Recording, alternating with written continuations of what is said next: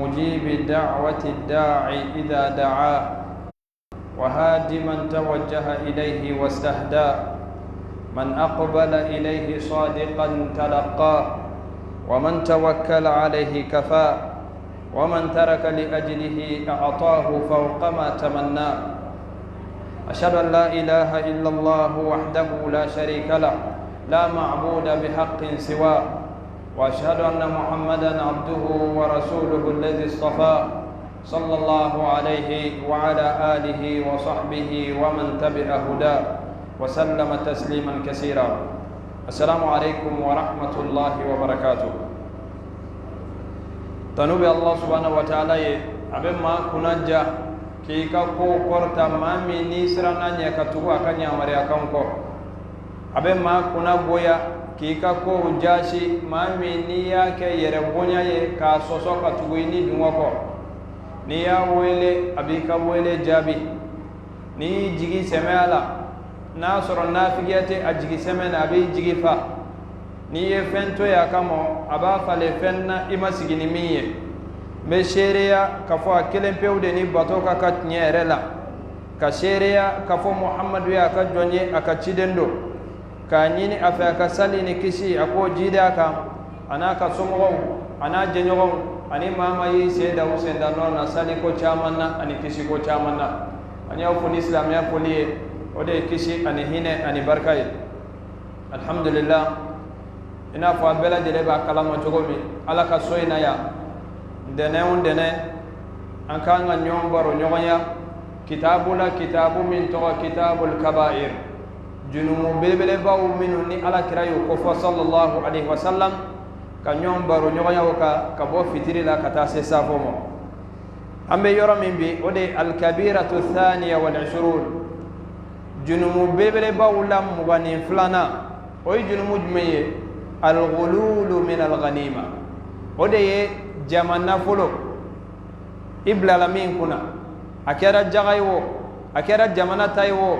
femi kwani ekelentate bela jeleta do e ka do purtiyo la ko dogo iyereye o ikabaira junumu belbele baye islamiya e mi foka geleya panga yoro jenyala islamiya ka kesu jaka wariu ala te tononi kelafe ala te janfanti fe panga yoro jenya ola ina fo annana foye ala ka kitabu bayin kono aforanye tugomi ala kiraka sunna sanumayna sallallahu alaihi wasallam ala be kanto aka kitabu baina ba'da a'udhu billahi minash shaitanir rajim suratu ala imran wama kana linabiyyin an yaghul ومن يغلل يأتي بما غل يوم القيامة أي كمشي على كراير مو بايرا كوكوي أكاكو على كوسبه إبن إن جت من آية ولا ده أكواتي بين نبني ماي أكاد جماعة نفولو دكتورتي كوبلا وتبين على كراير صلى الله عليه وسلم على بكو كناري دا كراير جماعة تاسي ما تومو أكوا mama mana purtilike jama kan na folola ko dota ko blaibolo amana doya chuo chuo kiyama do ibin nani oye ichorone ala kan kisiamo aika hadisa do lame ala kirabi hadisa min lakali ibn aya en korofa musisa kira ka kuma sallallahu alaihi wasallam ni hadisai muslimu ya lakali aka kitabu kono sahaba jumayya minaka bokirala ode abu hurairah radhiyallahu an ayi kanto hadisa nga janko sobe alame ako alaka jemba mu abu huraira de kodo ako qama fina rasulullah sallallahu alaihi wasallam zata yawm fadhakara al-ghulula fa'azzamahu wa'azzama amrahu thumma qala la ulfayanni aw la alfayanni ni flabe se ka fo ni dotara se be jogo yoro dola akana na meri ka fo ka korota flabe la jere koray kele la ulfayanni أو لا ألفيني أحدكم يجيء يوم القيامة على رقبته بعير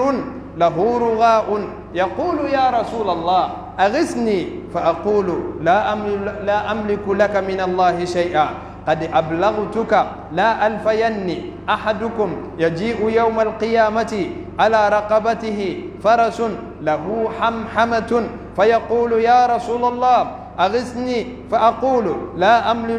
أملك لك من الله شيئا قد أبلغتك لا ألفين أحدكم يجيء يوم القيامة على رقبته شاة لها ثغاء يقول يا رسول الله أغثني فأقول لا أملك لك من الله شيئا قد أبلغتك لا ألفين أحدكم يجيء يوم القيامة على رقبته نفس لها صياح فيقول يا رسول الله أغثني فأقول لا أملك لك من الله شيئا قد أبلغتك لا ألفين أحدكم يجيء يوم القيامة على رقبته رقاء يخفق فيقول يا رسول الله أغثني فأقول لا أملك لك من الله شيئا قد أبلغتك لا ألفين أحدكم يجيء يوم القيامة على رقبته صامت فيقول يا رسول الله أغثني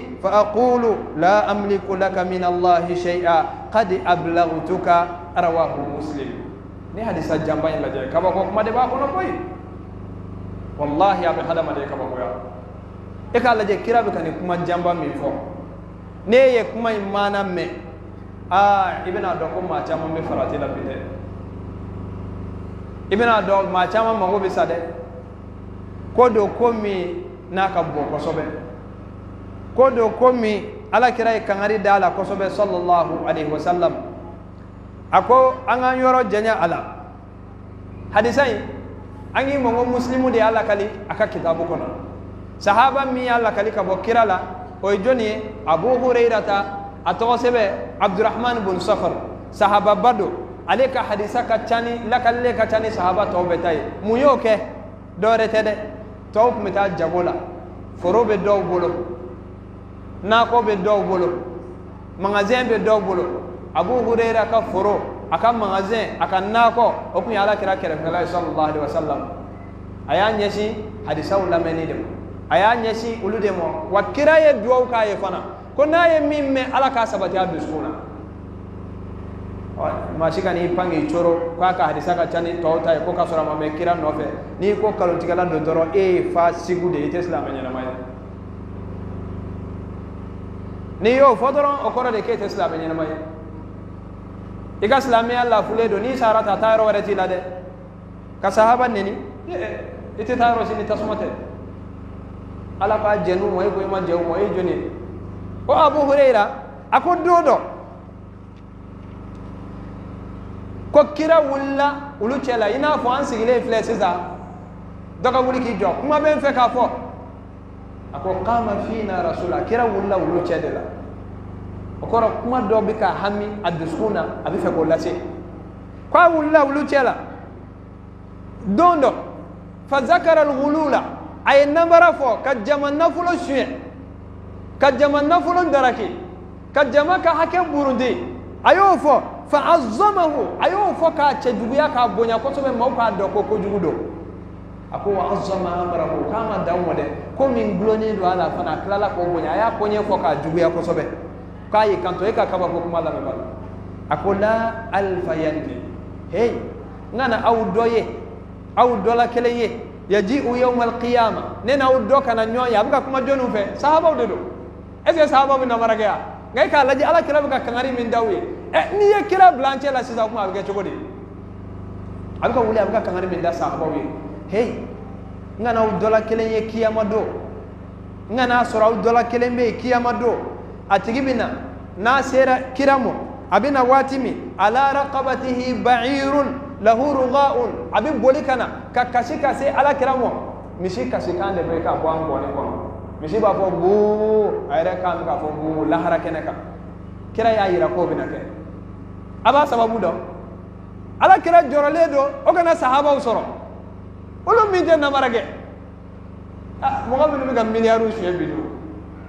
ma min bi ga million shuye bidu wa bedala gese kera no ko faso ka warde do faso ka wari ekele dade woy faso beta de akele ni ya duibita fono tasuma ko alamede na soro ko no gundo ese kira be nyeshi sahaba mo kan fo akonga na dola kele ye kiyama do koro aya jija ko be ka usoro ngana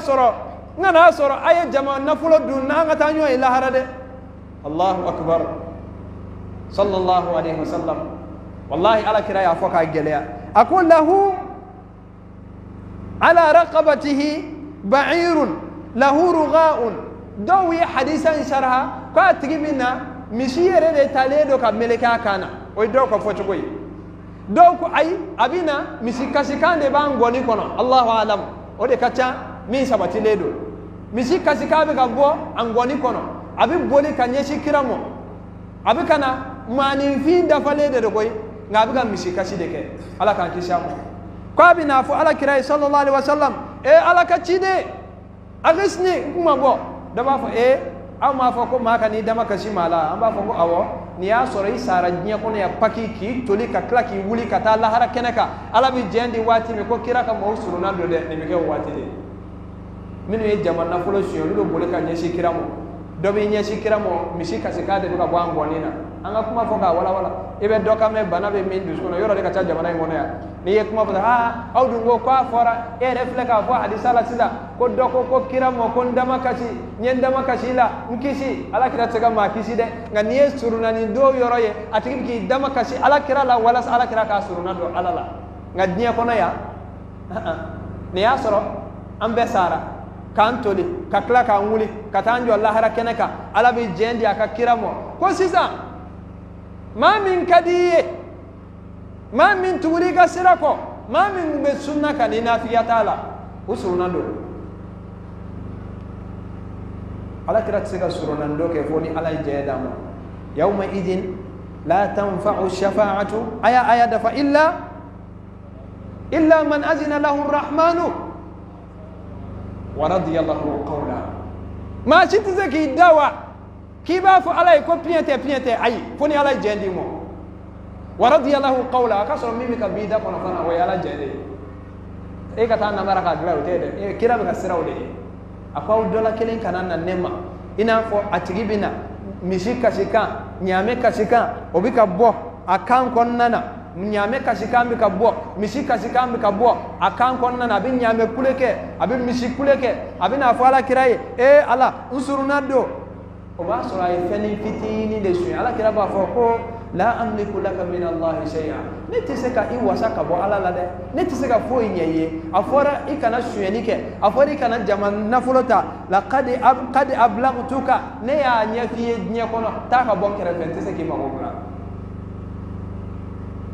ya ala kira do fondo sallallahu alaihi wasallam kira ikanto tuguni akon ma were bina akola alfayanna ngana wiye tuguni yaji'u ahadukum yawm alqiyamah aw dala kelemina tuguni kiyama do ala raqabatihi farasun soba kana so kansir ledo ala lahu hamhamatun soba kana ayrebka soka kule fanake sobi so kule mingede ayrebko ke ni basro kiri were matige ka ba nyame do ne do akuna ka jo adesele do ayere koro akono gwane do nyame fana sigile do akuna nyame kuturu misi kuturu so kuturu abin nyame kule ke abi dawa abi kule abin misi kule ke abi dawa abi kule aba dawa abi soka kashikange aba fala kiraye agisni ya rasulullah ala kachide bi jeli kuma bo afala ka ya famwa ala kiraba jabi abin mufaye la amliku laka min Allah shay'a neti sika fenye bol iye ka ala toide qad ablaghtuka iya ne afo iye nya kono gi kana jamana folo shine nti sika fo nye yoro jenana akonga na udoye tuguni yaji'u yawm al-qiyamah atigibina kiyama do ala raqabati shatun baga misani glone mba kana baga misani glone mba kunja chamatela akera sagaye wal ma akera baye wati daw mode abi munge laha sugaun abi saga kashike wal ma abi bakoron kashike kasoro fatala na kono de ganedo aba fala kirai agisni ya rasulullah ala kachide kuma bo mo sara ala kiraba jabi la amliku laka min Allah shay'a nitisika fonye bi ay ala ki kana ke ya ke mo sara nitisika fonye ay kanto tuni ako yaji'u ahadukum la alfayanna ahadukum yaji'u yawm alqiyamah ngana udola kelenye atigibina kiyama do shedo ni nembako wal manni man fendo do ni nembako abiko kakasi toke abina kule abafo muhammadu nkuma bo ale b'a fɔ a ye ko taa ka bɔ kɔnɔ tɛ se ka foyi ɲɛ ye ne ye ci si ma diɲɛ kɔnɔ n'i kana jama nafolo don i mago sara dɛ ne tɛ se ka foyi ɲɛ ye i ka ko bɛ ala bolo ala kira tilala k'i kanto a ko aw dɔ la kelen bɛ na fana fini tonnen b'a kun o ye jumɛn ye o kɔrɔ hali n'a ye fini de suɲɛ fini bazɛn tonnen b'a kun vaccine tonnen b'a kun a bɛ ka lanjaba n'o ye a yɛrɛ bɛ kule ala ka ciden kuma bɔ ala kira b'a fɔ a ye ne tɛ se ka foyi ɲɛ ye bi ne ye ci lase ma diɲɛ kɔnɔ a banna ka ban a ko dɔ fana bɛ na nafolo b'a kun nafolo min tɛ kuma sanu ni warijɛ o kɔrɔ a ye nafolo minnu fɔ fɔlɔ ɲaamɛ bɛ kasi a bɛ kuma de o a bɛ kasi so bɛ kasi misi bɛ kasi saga bɛ kasi a ko nafolo dɔ bɛ na fana min tɛ kuma warijɛ o sonyɛnen b'a bolo sanu o sonyɛnen b'a bolo fɛn wɛrɛw sonyɛnen b'a bolo a bɛ na kule k'a fɔ ala kira ye ala ko n kuma bɔ sa ala ka ciden ala kira b'a fɔ a ye k'i yɔrɔ janya n na ne tɛ se ka foyi ɲɛ ye bi ne y'a bɛɛ ɲɛ f'i ye diɲɛ kɔnɔ k'a ban Allahu akbar ja wululu tɛ ko den ye dɛ baarakɛyɔrɔ tɛ yen a tɛ yen n'i y'a suyɛn i bɛ taa fɔɔnɔ tasuma kɔnɔ a biki n'i y'a suyɛn i bɛ taa fɔɔnɔ tasuma kɔnɔ a kuran n'i y'a suyɛn i bɛ taa fɔɔnɔ tasuma kɔnɔ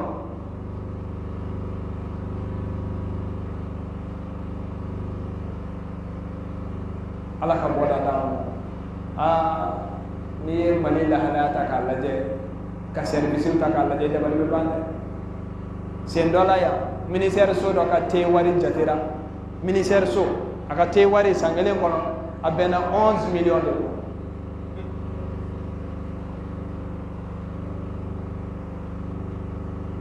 hali n'a fɔra sa ko gouvernement bɛna fɛn dɔ san jamana bɛna fɛn dɔ san n'u nana nin biki in kan ka di dɔrɔmɛ 10 i b'a ye u b'a yɛlɛma biki in bɛ di 200 ni ko kuma n ko an bɛɛ de ta don an ka nafolo de don a bɛ segin ka na i bɛ farati la dɛ walima ka maaw ka nafolo dun ka boli ka na yan maliyɛn joli joli taara minɛn ta Chine k'a tɔgɔ yɛlɛma ka tila ka na ka tunu o joli joli bɛ yen ka sɔrɔ i tun tɛ nin baara ninnu ye maliyɛn na fɔlɔ nka bi an k'o fɔ dɛ hali n'o man d'an ye hali dɔw sunɔgɔbaatɔ u bɛ maaw gosi hali k'o to sunɔgɔ la u bɛ nanbara kɛ u sen n'u bolo bɛɛ la wa min ka o ja ka gɛlɛn fɛn min na ka tɛmɛ fɛn bɛɛ kan o de ye ko jama ka nafolo hali i kana misiri kɔnɔ an filɛ misiri de kɔnɔ tan don o don e kana misiri kɔnɔ k'i ka telefɔni ta k'a sɔɔri misiri prise la k'i ka telefɔni charger a b'i ɲɛna ko bɛ bɛn de e b'a kuran sara jɔnni ye diɲɛ d'i ma e bɛ jɔ ko minnu na ko denninw tɛ koyi wallahi ko denninw tɛ bɛɛ kan ka siran e k'a lajɛ ko adamaden kuturu de bɛ na ɲaamɛ dulonnen b'a kun sanfɛ e mɔgɔ bɛ se ka ɲaamɛ ta o b'a sɔrɔ kɔni kɔnɔguwan de bɛ ɲini k'a tigi faga a tɛ se k'a jigin doni min b'i kun a yɛrɛ y'a ɲu min na o kɔrɔ ni maa min ye ɲaamɛ valeur suɲɛ ala bɛ ɲaamɛ i doni ɲaamɛ na kiyama don n'i ye misi valeur suɲɛ a b'i doni misi la n'i ye saga valeur suɲɛ a b'i doni saga la n'i ye ba valeur suɲɛ a b'i doni ba la n'i ye sɛ ta suɲɛ a b'i doni sɛ la n'i ye i mana fɛn fɛn suɲɛ ala b'i doni o la kiyama don e yɛrɛ kasibaatɔ de bɛna fɔ ala kira ye o b'a sɔrɔ a tigi tɛ filankafoya kɛ koyi a kan ka taa alijinɛ kɔnɔ nka nin baara ninnu kɛlen don k'a baare ko non dati de ka ko la e jama wari de don a to ni tɔw bɛ ka kiri tigɛra walasa jama ka hakɛ fana ka segin o ma a yɛrɛ ɲuman yan danga ma wuli kɔ e k'i si kɛ baara la yan i ka baara ɲuman minɛ ka taa di maa wɛrɛ ma ka sɔrɔ fɛn minnu yɛrɛ don nafa yɛrɛ t'a la a ye taa service daw la Mali service daw lajɛ i bɛ musow ye surtout ni tilema bɔtɔ don sisan u bɛɛ bɛ taa congélateur belebelebaw gulo bureau la ministre la parce que a courant tɛ faga a bɛ jeni jamana de kun ale yɛrɛ fɛ o ye fufalaki de ye ale yɛrɛ fɛ o kan ka jeni cogo min ka di ye a bɛ glaciw bɔ a bɛ taa feere a yɛrɛ b'a tɔnɔ dun i bɛ ka haramu de dun dɛ wa i bɛ taa fɔɔnɔ tasuma kɔnɔ n'i ma tuubi e min bɛ k'i ka denbaya balo la i bɛ ka haramu de dun i bɛna lamɛn o hadisa la a ma ban dɛ o de la a ko an nana riwaya wɛrɛ la a ko ala raqabatihi ruqa'un ay thiyabun wa qumat ko a bɛ na finiw ni kɔɔri mugu gulonnen b'a kun sanfɛ a yɛrɛ bɛ na o de y'a ka jurumu ye a bɛ kule ko ala kira k'a kuma bɔ ala kira b'a fɔ k'a ka taa ka bɔ ala la kira k'i gɛn o ye taamasiyɛn ɲuman ye taa ka bɔ n da la n tɛ se ka fɛn ɲɛ ye la hawla wala quwwata illa billah ibara difference mi wa ni sahaba o ta ulu aljina ni ni bara e ngam bi aljina ni ni dabara de e ka ambe ka duwa la deban ala ka firdausu no gayaye ka firdausu bara masiti fe ka gerala foni ala hinena minuna hanni ya bara fo do bi toro kaslamiya kiti era for dama do sigile o nyabi kumu iba fo ko to ni be mamina sigile adusu ka si ni kama ko ide e ko kibe ala fe e ko kibe aljina fe tarit nyate de ni be aljina fe iba bara de ke ay ba ke to ni ma nyanyi ni ka do o ka jama kan na fulo suye fen jugu bado fen mi na balile do sharia la o de la mami be jama na fulo suye e ka la me ban bara min kan akala anga doni baba do be no to ko Muhammad ibn Salih al-Uthaymin afatura alaka hinana l'islam subela jele alako al-ghulul aw al-ghalul an yaktuma shay'an min al-ghanima fayakhtassu bihi wa huwa min kaba'ir az-zunubi ako ghulul de dumeye ka feni ndo shuye iyereye ka bo jama fenna ka kerengere iyereye kibi yere na fana ko fe hanna soro fenna famate ako wani mami yake ko alay kangari dala ko doni ba do ko doni ba famba jumay fo ni mami minana bara na soro sharia dugu do mun kan akida ako yu'azzaru atigila ma be refle ka bo dugu ko jama be na jo aywa ni jama na fulo de shion koy bo malila sangele bo malila kalo woro boya kalo saba abe refle abe gen wala sama were kana sega nyogonga anana se fo doni ba do be kuma do ko nga o hadisa man kana ko so ulu ko kona boto do ko minaw mina ba bolo aka sagosi aka finiw aka sabaraw ko fefe ba bolo kwa fama kanga bemine ka ton duguma ka petroli bua ka tasuma charo ka blala ka bejene ko fona bora qur'anena anini kele ka muru ba bolo kono te kuba ka mina be jene ka to fili kele mi bala ka so la jena bo nga o hadisa kuma ba mi ngoni sabati ledo atiki ka nga genga bo ko nyafi mo doni ba do ko ka mina umbe ka nga jene foga to qur'ane ni aka kele ke mina yani fini kele mi ba ka abe kuye muye wala sa aka senge se ay jama ka ke de du nimbe ko la nimbe ko ba ka nga kala ka joro kakashi suno go be tike ka bo anyana emse kan nim kelengele beye ka fo ku ye ku ga yafimo udu munu ko hake réclamer kiyamado ma site ko minti ka hake réclamer kiyamado te be mo be feni fitini dola e ma me ko debi bole afanya fa bi bole adenye che bi bole ayre ka konyo msonye muna kasoro kele kuntuni nyoncho bu fatu wati mi nye ngono yawo ngaba miri de choko bende ni ngerla nyona akake ni miso ngakem fa fede hali nye muru tiga aba fa ala ya mine ka dia mo ba ala bi parce que ça nous tient nafanya odo warite nafanya yawma yafirru al-mar'u min akhi wa ummihi wa abihi wa sahibatihi wa banihi likulli mir'in minhum yawma idhin sha'nun yughni debi bole afanye fabi bole de debi bole abanye babi bole denye mabi bole imusonye musobi bole achenye ko do be bolo de bi kuna be jorole bi yere ko hali chide umbi ka fo nafsi jama ka tasene awu alakira sallallahu alaihi wasallam alame abi kaba ko kuma min fotuni ay kanto ako addul khayta والمخيطة وإياكم والغلول فإنه عار على صاحبه يوم القيامة صلى الله عليه وسلم أنا كما بايد أكون مي غاري شوية غاري ما مي غاري دينغلن شوية كوتا سكان ni ما مي مسلي شوية تا سكان نونا نوتة كالي كياما دو كيبنا لبو جمع جلا غاري miseli est-ce que am globe ni mon nuna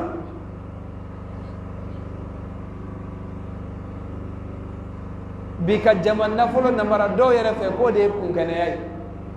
famba fo nyoye ni min bla la barar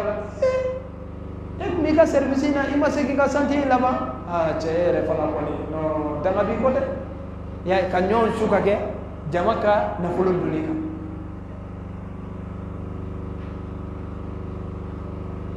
ye ka ba ko de milliard joli joli be nambara million joli joli be nambara fambe imana ta service dawla imana ta yorobe nya misala fi hali misri kono ka doni telephone ye ki ka telephone branché e de bo e occasion belen wati be kana prise la ke walma kana misri kono kana ventilo glala ki daka tis no ko ta facture sara ko islamo de ba sara waqfu de do itate de imame sayyidina umar radiyallahu anhu sahaba bay bana do yame we docteur do nyini ka bo shami jamana na siri jamana na yoro mi be wole bi ko siri shami o lubnan ni siri no lumbay onana aye di amba do di e qualité chama mo ko non te di ko do o to kala mo ko to no de di qualité ka chan ina fo tamuro qualité ka chan to ay di qualité do fo ko o de kan nyini kana abina fura ko la ka sayyidina umar fura kenay islamo ko nyemo ko kira kofe abubakar kofe chemi nyoje du ko loka ala kira ni abubakar temene sallallahu alaihi wasallam umar al faruq dimaso umar ba kala ko di bargon chama be magasin ko islamo ko magasin ko dimaso rai cha labba sahaba taw bora kala mo wati ko kasira ko dite yam fe wa ko yalo di ale fatai wa ale batado ko islamo tade ko islamo ma jende sahaba do ko kata ko kelen de islamo yo ko islamo yo jende ya bata e kele ka miliardo wa miye ka ko atigi bes no fana boy aba kuna fana kale misra ala nya kateme beka anga zone nunu ye zone ka ko mawde zone be suyani ke ka joro me anga zone nunu hakli sigle de to do la ka ko do e zone mi yere ba mi ko suyani de ko ro ko duwde o be tubi sajme kam maw kan na fulo suye ka kla ko wole ko barka bila nyama kala ko kla ka tuba ko ani dabara baw a barka bila ay etaji joyan fe ay ni ima ye maliere tinjigi wari yere la tuguni do mi se ka ali jamana wari be suye abe wari famba suye abe halama de abina bi fantam ko ka dun dara ki ba soro du bo de ba bolo hala ka she du min ba ka she mara bolo abe se du duru mo ngabina bi fantam do ka ko ka du bo shala ka kla ki sef la yele nyonga ko ala ka le barka dama to ibe barka soro to ibe barka soro mi ika barka bi bomi est-ce que dali do alala mo de fanatika nyigi warila e bayo o mana wari soro tugo shuenina na doni dance la me wona ko ni mina nga duo ka ya ibaye bebi o mine ki ku biro ka zo mami jama kan na fulo shue jama ka hake shue haramu wari naye misiri jo alete baraji soro de ay kuma ilamede ama fiye kwa misiri selite bende ma minu be seli misiri kono fuitu ka selila nga baraji dorome kele ale mi ya jo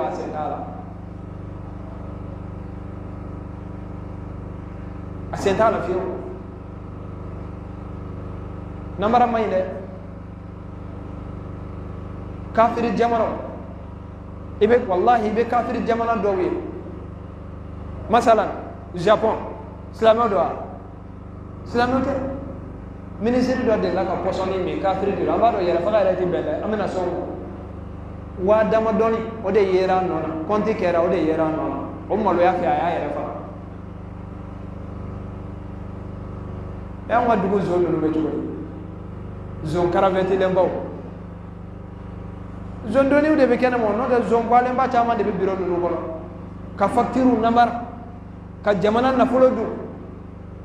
ka kla ka tarasu be effacer ni ya me ki ba no mine ka nye do na de ana nye ma do ya yoro do be ya nye ate nya kam yoro mi